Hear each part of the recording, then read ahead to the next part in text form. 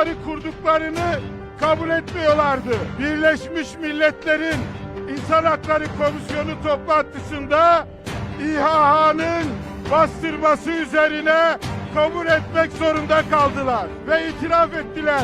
Evet, kamplar var dediler ama burası eğitim kampı ve alıp insanları oraya götürüyorlar. Şimdi ben size soruyorum, mecburi eğitim kampına kim kız çocuğunu gönderir? Kim evladını gönderir? Bazı gidenler aldanmışlar. Bu kamplarda meslek öğretiliyor. Gönder çocuğunu o zaman. Öğretsin onlara da meslek.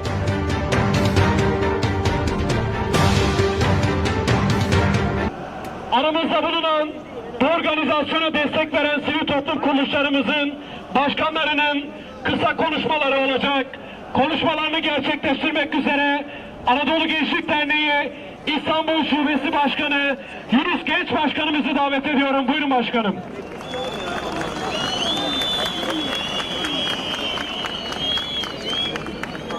Selam hidayete tabi olanlara, selam Allah'ın emrine uyanlara, selam biz kardeşiz, biz kardeşiz, İslam ümmeti kardeştir diyerek bu alana toplanan bütün Müslümanlara ve bütün teşkilatlara, kardeşlerimiz için tek vücut olmak için buradayız. Teşkilatım adına sizleri Allah'ın selamıyla selamlıyorum. Esselamu Aleyküm. Varlığımız, birliğimiz, kardeşliğimiz daim olsun. Esselamu Aleyküm ve Rahmetullah. Başkanımıza teşekkür ediyoruz. Şimdi de konuşmalarını gerçekleştirmek üzere TÜGVA Genel Başkanı Sayın Enes Eminoğlu Başkanımı davet ediyorum. Buyurun başkanım.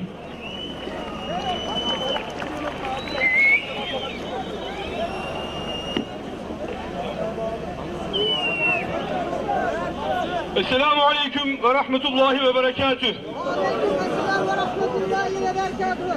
Rabbim inşallah bu birlikteliğimizi, beraberliğimizi, ümmetin vahdetine, birliğine, beraberliğine nasip eylesin. Tabii ki bugün baktığımız zaman bütün mazlum coğrafyalarda, bütün dünyada akan kanlar Müslümanların kanları ve mazlum coğrafyalarda akan kanlar. Rabbim inşallah eğer biz Allah yolunda, Kur'an yolunda, Resulullah yolunda kendimize, özbenliğimize döndüğümüz takdirde dünyadaki 2 milyar Müslüman İslam alemi olarak inşallah Rabbimizin istediği yolda hakkıyla bu yaşantıyı yaşarsak bu bütün mazlum coğrafyalarda akan kanlar duracak. İnşallah tekrar ümmetin birliğine, beraberliğine, İttihat-ı İslam'ın tekrar kurulmasına vesile olacağını düşünüyoruz. Rabbim inşallah bizleri bu yoldan ayırmasın. Türkiye gençliği olarak her daim mazlum coğrafyaların yanındayız. Allah hepinizden razı olsun. Rabbim birliğimizi, beraberliğimizi daim eylesin. Bu buluşmalar vesilesiyle ümmetin tekrar dirilişine vesile olmasını nasip eylesin. Esselamu Aleyküm. Şimdi de konuşmalarını gerçekleştirmek üzere mikrofonu Muhammed Emin Yıldırım hocama takdim ediyorum. Buyurun hocam.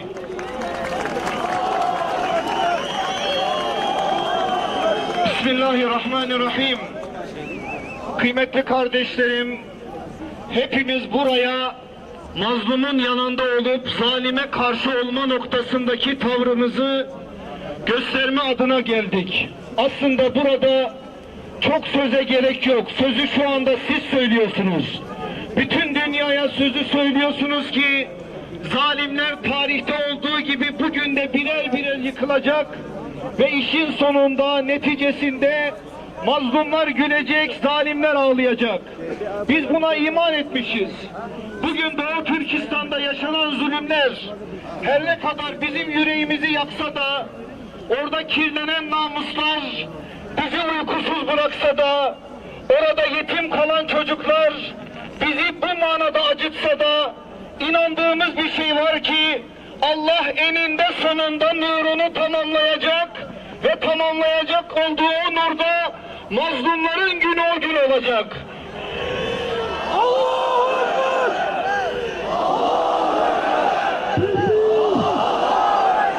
Ben bu meydanda sizleri de şahit tutarak bir şeyi sizlere hatırlatmak istiyorum. Kabil ile Habil çıktı sahneye, öldürülen Habil olmasına rağmen kazanılan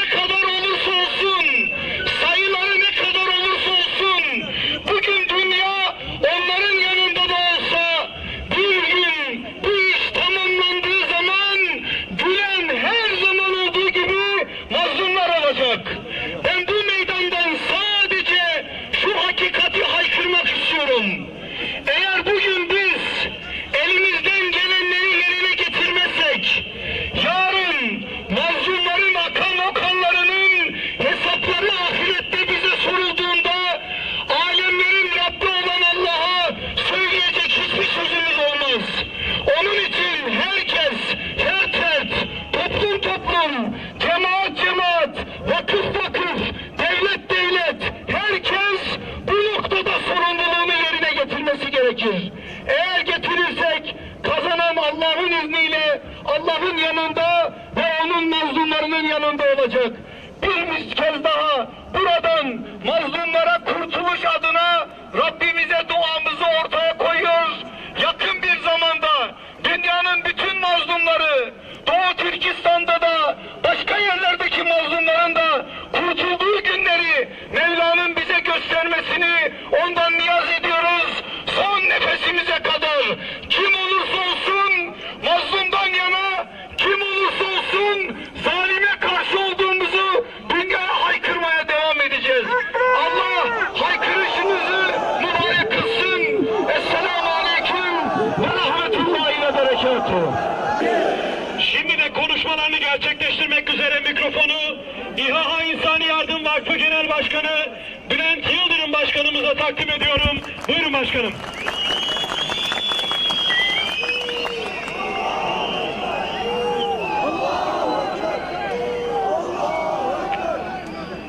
Selamünaleyküm. Kardeşlerim, Rabbim hepinizden razı olsun. Doğu Türkistan'ı yalnız bırakmadınız. Gecenin bu vaktinde yürüdünüz. Ben inanıyorum ki haydi Doğu Türkistan'a gidelim desek hep beraber buradan yola çıkar ve gideriz.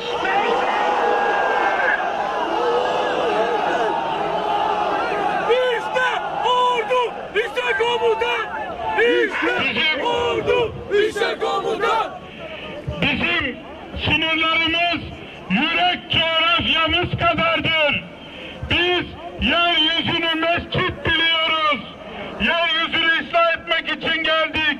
Şahit ümmetiz ve bugün de Doğu Türkistanlı mazlumlara şahidiz. Tekbir! Allahu Ekber! Tekbir! Şimdi sizinle bir planı uygulayacağız.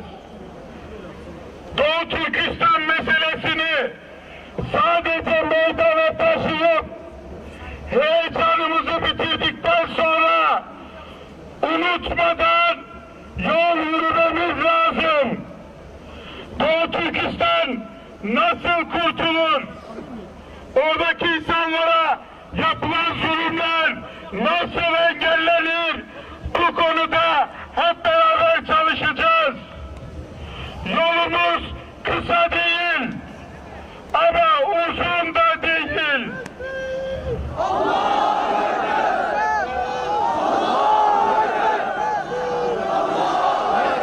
Çünkü nice firavunlar devrildi, nice zalimler devrildi. Doğu Türkistan mazlumunun gözyaşı Çinlileri de devirecektir Allah'ın izniyle.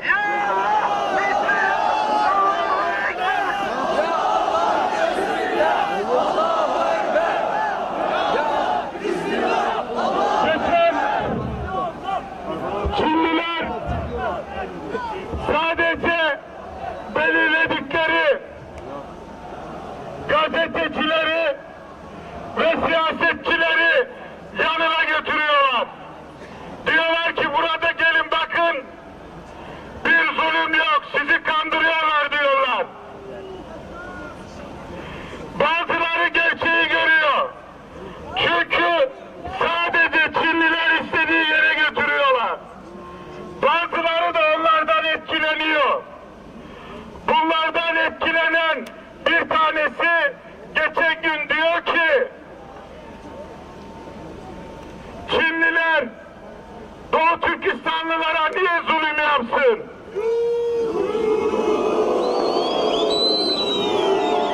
Sesinizi yükseltin.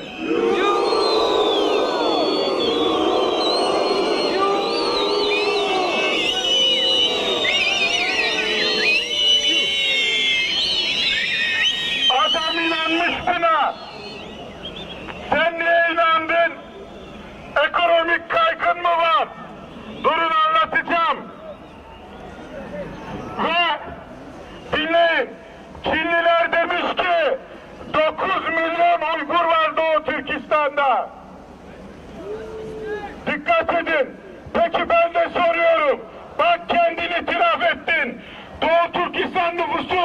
en az 40 milyon. Demek ki 31 milyon insanı katlettin, öyle mi sen?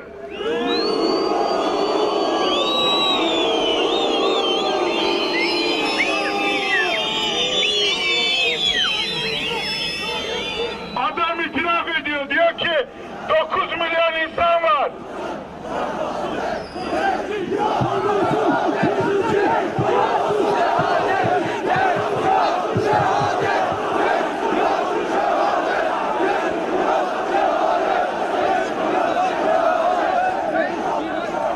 Ve yine akla bak, akla.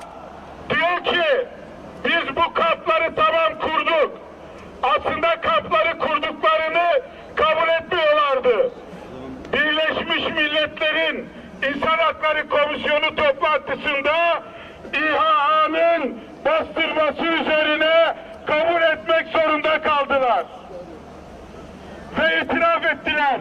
Evet, kamplar var dediler ama burası eğitim kampı. Ve alıp insanları oraya götürüyorlar. Şimdi ben size soruyorum. Mecburi eğitim kampına kim kız çocuğunu gönderir? Kim evladını gönderir?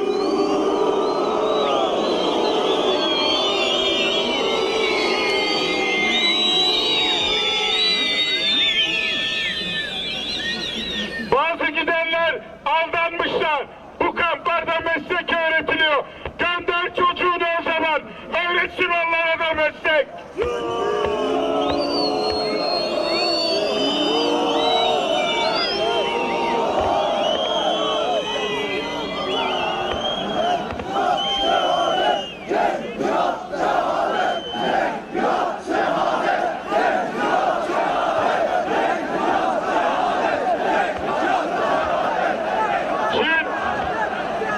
Şimdi gelelim. Çin bu zulümleri niye yapıyor? Dikkatlice dinleyin. Basın mensupları da iyi çeksin. Çin bu zulmü niye yapıyor? Çin'in ekonomisinin %65'i dış ticarete bağlıdır. Eğer dışarıda ticaret yapamazsa Çin çöker. Bu nedenle bir İpek Yolu projesi yaptı. Bu İpek Yolu projesi tek kuşak, tek yol adı altında formüle edildi. Bu deniz yollarındaki masrafı engellemek için karayollarına yönelme projesidir. Tarihi İpek Yolu projesidir. Bu proje Doğu Türkistan topraklarından geçiyor. Çin ayakta kalabilmek için Doğu Türkistan topraklarındaki bu yolu kullanmak zorunda. Onun için Doğu Türkistan'ı baskılıyor. Bu bir. İkincisi, Çin'in yeraltı kaynaklarının %70'i şu anda Doğu Türkistan topraklarında. Petrol, gaz ve diğer kömür madenleri, uranyum ve benzeri şeyler burada. Bu nedenle Doğu Türkistanlı olmak bile suç olmak için yeterlidir. Çin ne yapıyor? İslam ülkelerinde geçiyor bu İpek Yolu. Tamamen İslam ülkelerinden geçiyor. İslam ülkeleri, Doğu Türkistan'ı kurban etmeyin. Doğu Türkistan'ı kurban etmeyin. Doğu Türkistan'ı kurban etmeyin.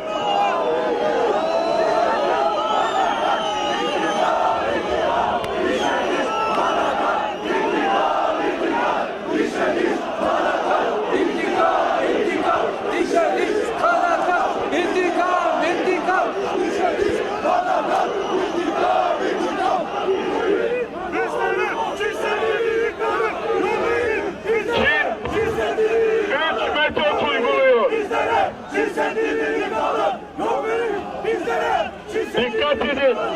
Dedik ya, bir plan yapacağız. Sadece bağırmayacağız, sonuç alacağız. İyi dinleyin, plana da uyun. Çin 3 tane metot uyguluyor. Bir tanesi kredi veriyor. İkincisi hibe yapıyor. Üçüncüsü ortak yatırımlar yapıyor. Ve böylece o ülkeyi satın aldığını düşünüyor.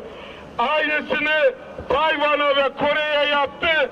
Bugün Tayvan ve Kore batmak üzere, neredeyse ekonomik krizle mücadele ediyor. Çin sadece havucu gösterir, verdiğinden fazlasını alır. O nedenle İslam dünyasına diyor ki, benim İpek yolum senin ülkenden geçsin. Şu anda bakın nereden geçiyor? Bir yol İran'dan geliyor, Türkiye üzerinden geçecek. İnşallah Türkiye her zaman Doğu Türkistan'ın yanında oldu, yine de olacaktır ve bu İpek yolunu kullanarak Çin'e diyecektir ki, ya Doğu Türkistan'daki hak ve özgürlükleri ver ya da senin bu yolunu geçmene izin vermeyeceğim. Gerekirse biz de halk olarak bunu ortaya koyacağız.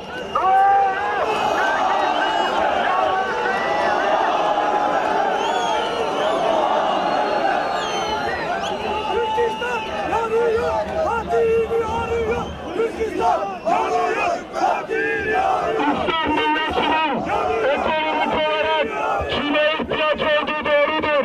Amerika'ya karşı.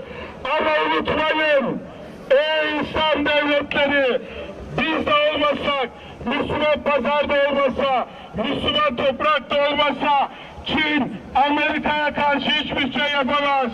O nedenle Çin bize daha çok muhtaçtır. Masada bunu iyi kullanacağız ve Doğu Türkistan halkının yanında yer alacağız. İslam ümmeti kabul etmesinlerdir. İslam ümmeti kabul etmesinlerdir. İslam ümmeti kabul etmesinlerdir. İslam ümmeti kabul etmesinlerdir. Değerli kardeşler, duydunuz mu? İslam İşbirliği Teşkilatı'nın bir kısım ülkeleri Birleşmiş Milletler İnsan Hakları Komisyonu'na Çinlilerin Doğu Türkistan'da hiçbir hak ihlali yapmadığını imza atmış.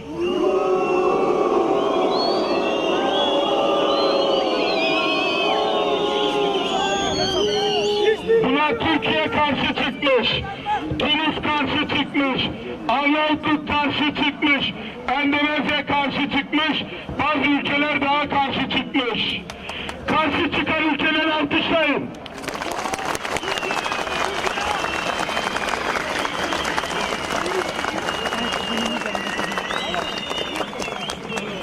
Şimdi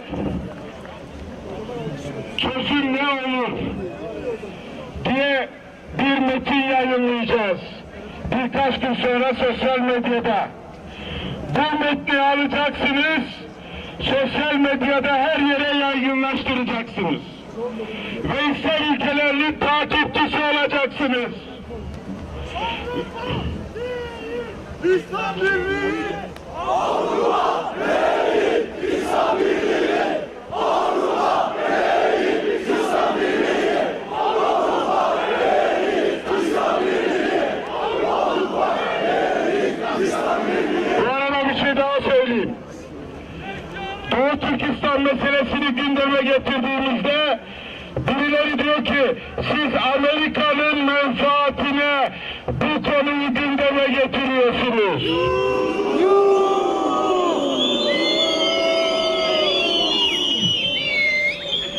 Ben de buradan diyorum ki ne Amerika emperyalizmi ne Çin emperyalizmi, var olsun İslam Birliği.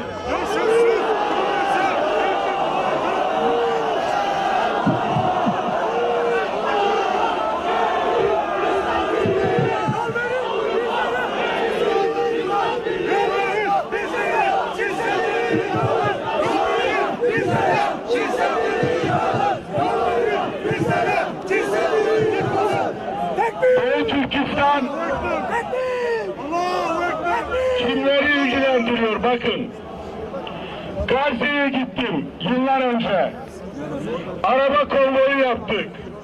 Ambargoyu delmek için. Gazze'de miting yaptım. Doğu Türkistanlı Araplı Müslümanlara anlattım. Ve onlara dedim ki, bakın Türkler Arap Müslümanların başına bir şey geldiği zaman ayağa kalkıyorlar. Sizler de Doğu Türkistan öğrenin ve ayağa kalkın dedim. Mitingde Doğu Türkistan için dualar ettiler ve sloganlar attılar. İslam ümmeti kabul etsin. Müslüman uyuma kardeşine sahip çık. Müslüman uyuma kardeşine sahip çık. Müslüman uyuma kardeşine sahip çık. Bugün Türkiye'nin her tarafında Doğu Türkistan mitingi yapıldı. Kürtlerin yaşadığı bütün illerde de Doğu Türkistan mitingi yapıldı. Yaşasın Kürt Türk kardeşi! İslam ümmeti kabul etmesinler. İslam ümmeti kabul etmesinler. İslam ümmeti kabul etmesinler. İslam ümmeti kabul etmesinler. İslamcılar, ümmetin bir parçası kan ağlarken uyuyamazsınız. Ülkücüler, Türkleri öldürürken uyuyamazsınız. Kemalistler, unutmayın, Türkiye Cumhuriyeti ilk kurulduğunda garantör olarak Doğu Türkistan'a sahip çıkmıştır. O nedenle bu ülkede yaşayan her kesim Doğu Türkistan için tek bir slogan ortaya koyacak. Hep birlikte söylüyoruz. Allahu Ekber! Allahu Ekber! Allahu Ekber! Allahu Ekber! Şimdi Türk dünyasına bir çağrım var. Türk dünyası devletleri bir araya geliyor. Kazakistan, Kırgızistan, Özbekistan, Azerbaycan, Türkiye. Buradan öneriyorum. İlk toplantıyı Uygur Türkleri için yapın ve orada kararlar alın. Niçin Uygur Türklerine Türk dünyası sahip çıkmıyor?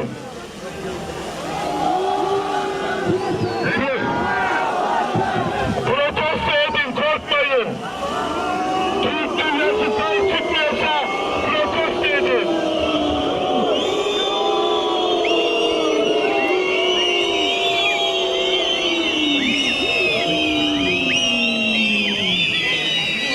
Arap Ligi, niçin Uygurlar için bir araya gelmiyorsunuz? Onu da protesto edin.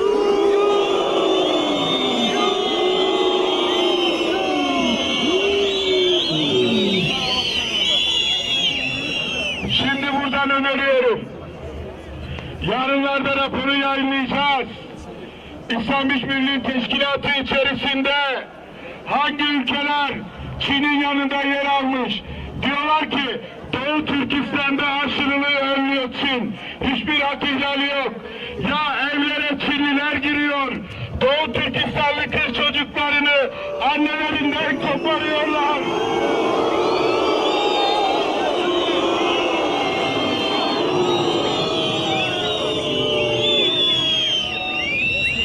Çin'in derinliklerine götürüyorlar.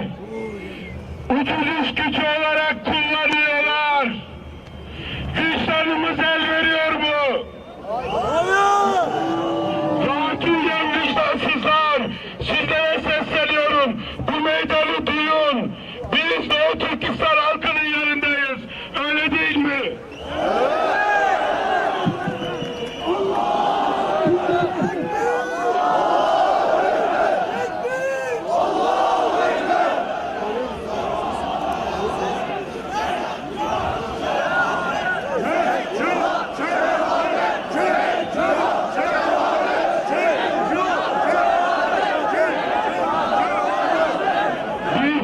Amerika'nın oyununa gelmeyiz.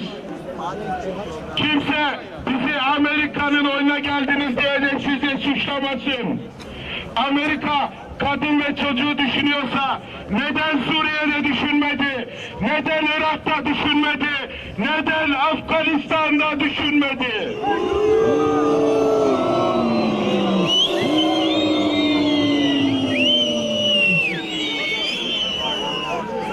Doğu Türkistan'a sahip çıkıyormuş.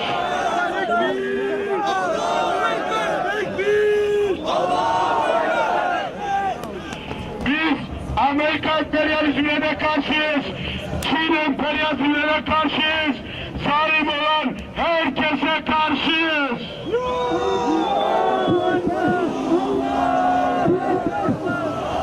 Şimdi kardeşler, Çin'e birkaç söz etmemiz lazım. Kaç tane kamp var? 16 tane kamp olduğu tahmin ediliyor. Fazlası bilinmiyor. Bu kamplarda insanlar su tanklarına sokuluyorlar. Kadınların üzerinden ellerine, kollarına, vücutlarına sigara yapıştırılıyor, sigara söndürülüyor.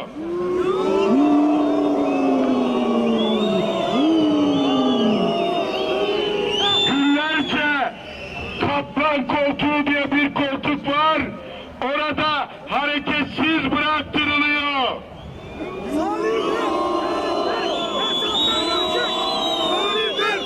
Çok şiddetli dayaklar atılıyor. Her Doğu Türkistanlı'nın evine Çinli insanlar mecbur olarak gidiyor. İkiz kardeş projesi oluyor. Kadınların ve kızların yanında Çinli erkekler yaşamaya başlıyor.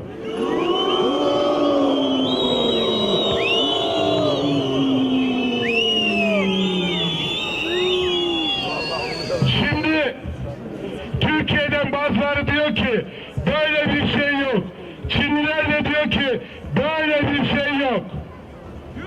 Tamam. Çinliler iddia ediyor. Türkiye'dekiler de buna inananlar da var. O zaman bir öneri getiriyorum.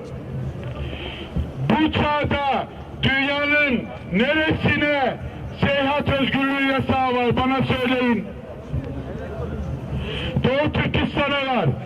Doğu Türkistan'ın istediğiniz şehirlerini gezebiliyor musunuz? Hayır.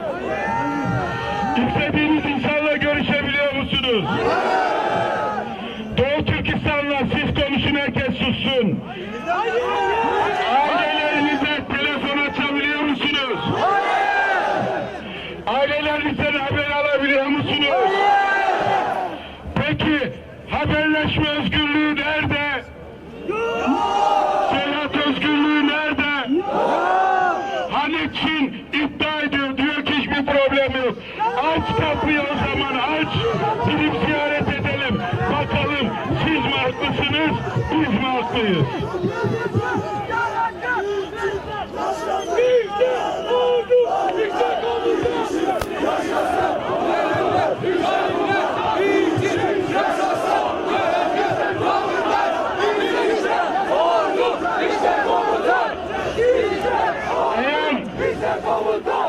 Kısa zamanda kampları kapatmazsanız ikiz kardeş veya Çinli erkekler, Doğu Türkistanlı kızlar mecbur olarak Çinli erkeklerle evlendiriliyor. Buna son vermezseniz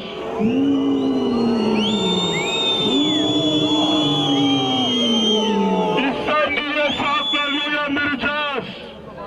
Halklar uyanınca siyasetçiler de yapacağını bilir. Allahu Ekber! Allahu Ekber! Allahu Ekber! Kamplarda ne eğitimi veriyorlar biliyor musunuz? Marksizm eğitimi veriyorlar. Ateizm eğitimini veriyorlar ve mecburi Çince öğretiyorlar.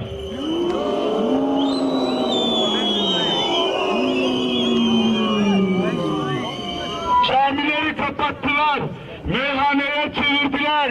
18 yaşından küçük olanlar camiye giremez. Eğer memursan imza atmak zorundasın. Cesedimi yakacaksınız diye.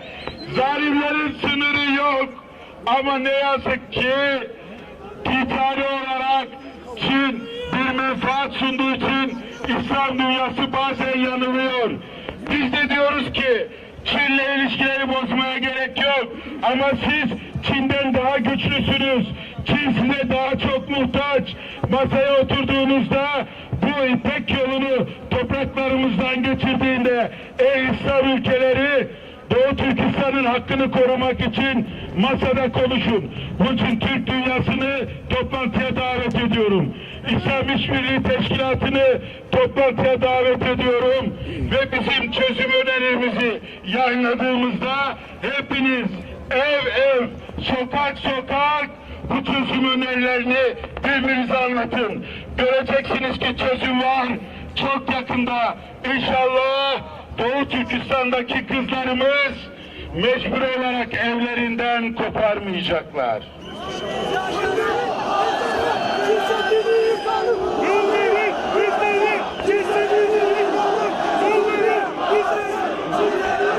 Kamplarda olanların sayısını söyleyeyim bir de.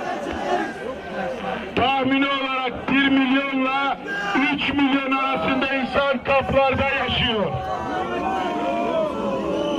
O sizlere basına gösterdiği kamplar var ya, hani böyle kız çocukları oturmuş, erkek çocuklar oturmuş masada güzel güzel giyinmiş. Onlar yalan kamplar. Öyle bir kamp yok. Göstermelik kamplar. Kamplarda kalan insanların sayısı o kadar fazla ki akşamları sırt üstü yatamıyorlar. Yan yana yatıyorlar. Siz de evinizde uyuyorsunuz.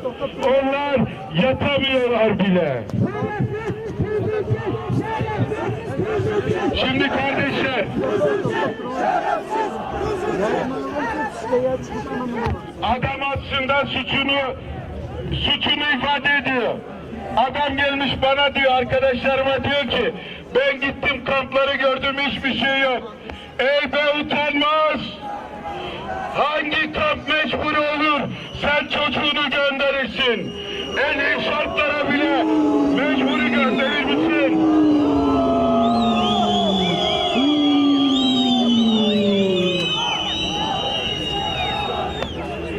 Zalim kim? Bunu itiraf ediyor. Bazıları da bunu kabul ediyor. Bakın en son ne yaptılar biliyor musunuz?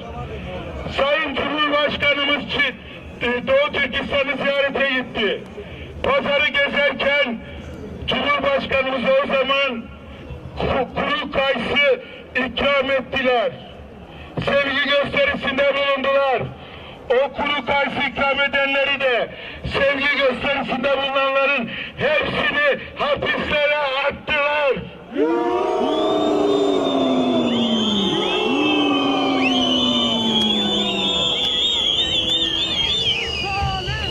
Şimdi kimler burayı duyuyor?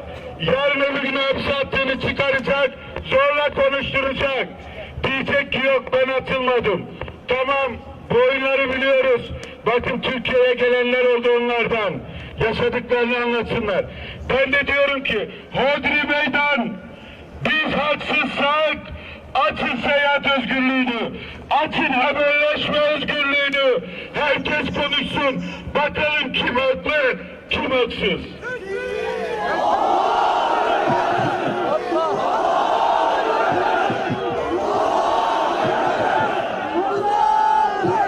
Elinizi kaldırın. Son olarak diyeceklerimi tekrarlayın ki kararlılığımızı anlasınlar. Düşmanımız bize ne yapabilir ki? Düşmanımız bize ne yapabilir ki? Biz cenneti yüreğimizde taşıyoruz. Biz cenneti yüreğimizde taşıyoruz. Sürgün edilmemiz seyahat. Sürgün edilmemiz seyahat. Hapsedilmemiz halvet. Hapsedilmemiz halvet. Öldürülmemiz ise şehadettir. Öldürülmemiz ise şehadettir. Ey İslamcılar, ey ülkücüler, ey laikler, ey ulusalcılar, gelip bir konuda birleşelim. Doğu Türkistan'a hepimiz sahip çıkalım. Toplumsal barışı Doğu Türkistan üzerinden sağlayalım. Türkiye'yi güçlü kılalım. Ümmeti kurtaralım. İnsanlığı kurtaralım. Hepinizi Allah'a emanet ediyorum. Esselamu Aleyküm. Kardeşlerimiz için, tüm masumlar için dua edeceğiz. Buyurun hocam. Amin. Anlat. Amin. Amin. Amin. Euzubillahimineşşeytanirracim. الرحيم الحمد لله رب العالمين والعاقبة للمتقين ولا عدوان إلا على الظالمين والصلاة والسلام على رسولنا محمد وعلى آله وصحبه أجمعين واعف عنا يا كريم واعف عنا يا رحيم واغفر لنا ذنوبنا بفضلك وجودك وكرمك يا أكرم الأكرمين ويا أرحم الراحمين يا رحمن يا ستار يا غفار يا حنان يا منان يا ديان يا سبحان يا جليل يا جبار يا ستار يا قهار يا قهار يا قهار يا الله يا الله يا الله يا رب العالمين يا رحمن يا ستtar Allah'ım huzurundayız ya Rabbi.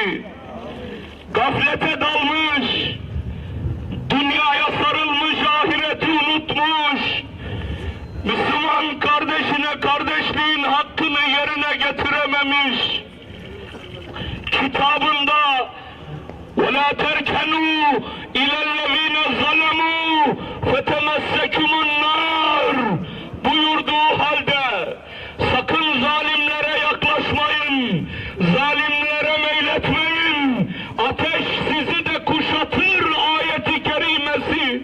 Orada öylece dururken bir telefon kapağı için, bir telefonun merceği için, ekranı için, Çin'den alacağı ucuz mal için kardeşini unutmuş gafil Müslümanlar olarak sana geldik. İstanbul'un bu meydanında Allah'ım acizliğimizi haykırmaya, suçumuzu itiraf etmeye, Müslüman kardeşliğin hakkını yerine getiremediğimizi söylemek için gecenin bu vaktinde buraya geldik. Küçücük bir çocuğun, ağlayan Doğu Türkistanlı yavrucağın, hani benim Müslüman kardeşlerim nerededir? 2 milyara yaklaşmış İslam alemi, hani biz kardeşlik diyerek, senden kardeşlik bekleyen Müslüman kız kardeşinin gözyaşlarının utancında, Allah'ım şurada kardeşlerimizle elimizi açtık.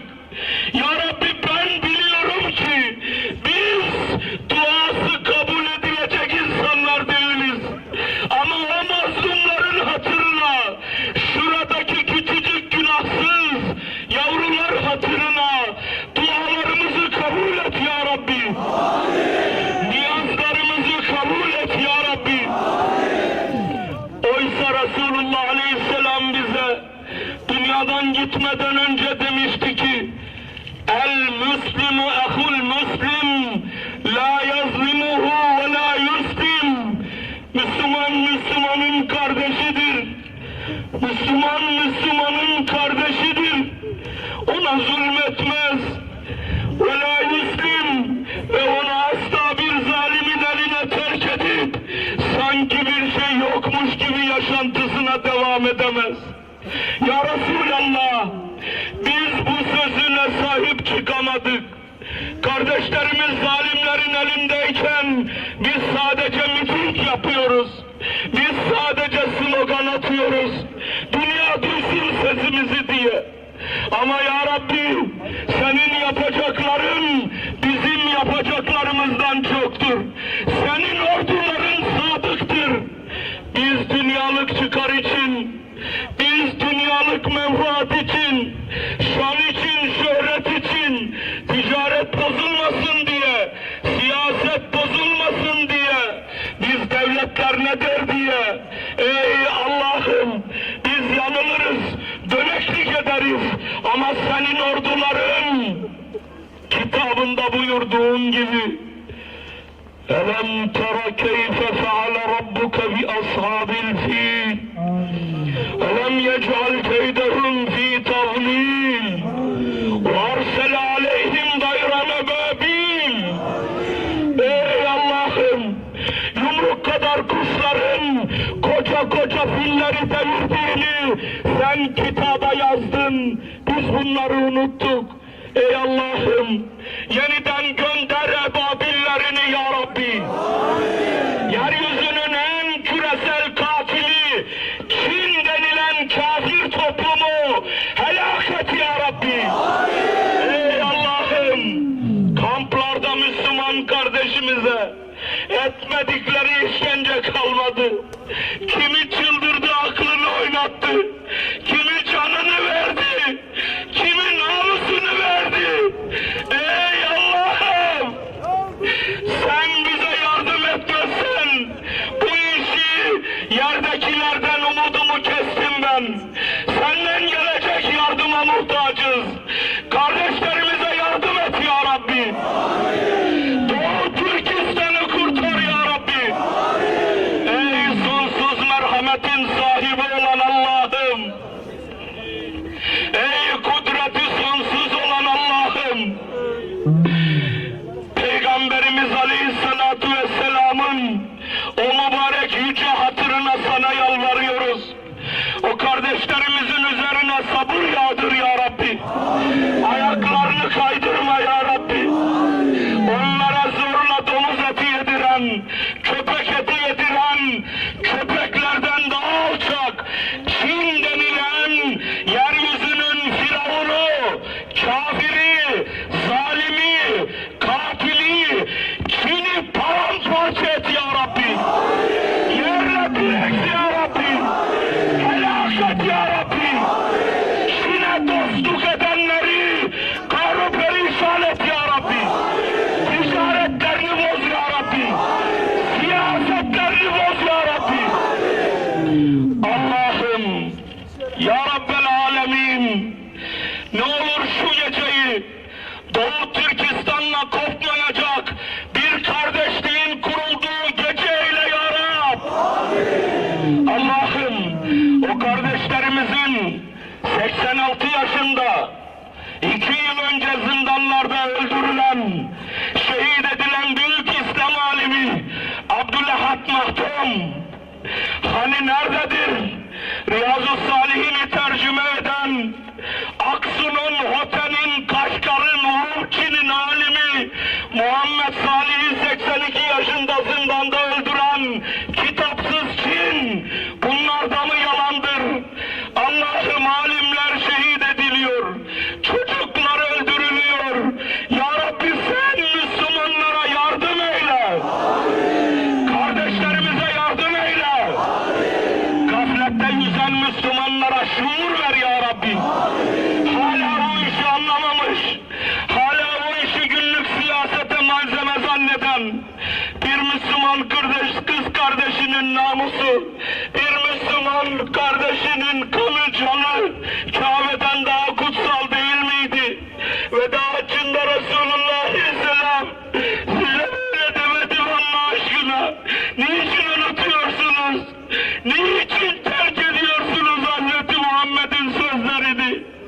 Şu yönünüz nasıl haremse, şu Kabe nasıl kutsalsa, bu Arafat toprağı nasıl mukaddesse, sizin kanlarınız, namuslarınız, mallarınız ve canlarınız da öyle kutsaldır demedi mi Resulullah?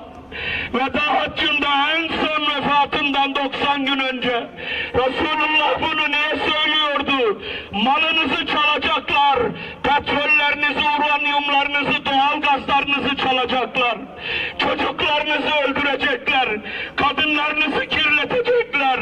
Bunu gören Allah'ın Resulü yalvar yakar size hatırlatıyordu Arafat'ta. Onlar da kutsaldır, bunu unutmayın. Kutsalımızı kirlettiler ya Rabbi. Şu mescidin duvarının dibine ben yakışmam ki ya Rabbi. Biz buraya layık değiliz ey Allah'ım. Biz sahip çıkamadık.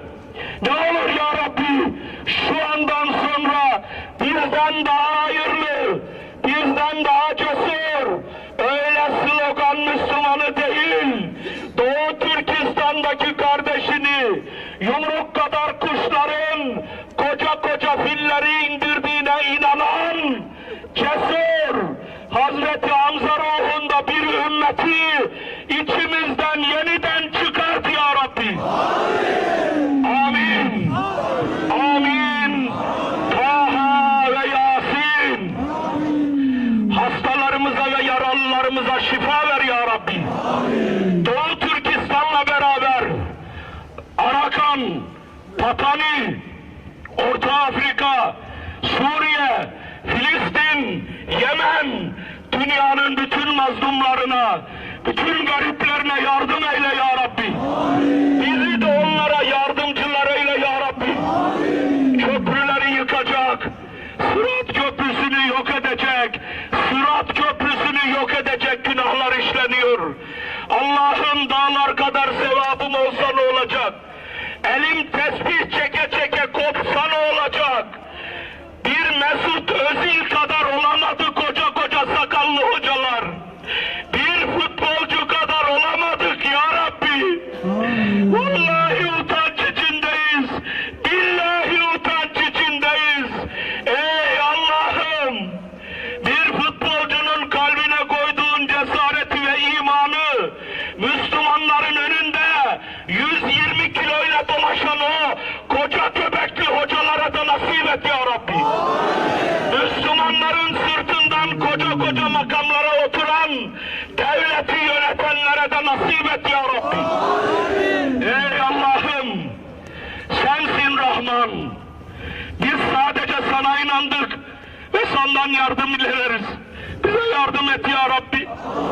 Taif'te Resulullah'ın yalvardığı dua ile yalvarıyoruz. Allah'ım sen yardım etmezsen bize kim yardım eder? Hasbunallahu ve ni'mel vekil. Hasbunallahu ve ni'mel vekil. Hasbunallahu ve ni'mel vekil. Ni'mel mevla ve ni'mel nasir. نعم المولى ونعم النصير. Gufraneke Rabbena ve ileykel masir. غفرانك ربنا وإليك المصير. Allahümme e'izzel İslam'e vel müslümin. Allah'ım İslam'a ve Müslümanlara izzet ver ya Rabbi. Kuvvet ver ya Rabbi. Vahdet ver ya Rabbi. Ve ezillel kafirine vel müşrikin. Allah'ım kafirlere, müşriklere, münafıklara, zalimlere, kafirlere zillet ver ya Rabbi. Mağlubiyet ver ya Rabbi. Allahümme Rabbena, ya Rabbena, tekabbel minna, veşfi merhana, varham mevtana, bi hurmeti sırrı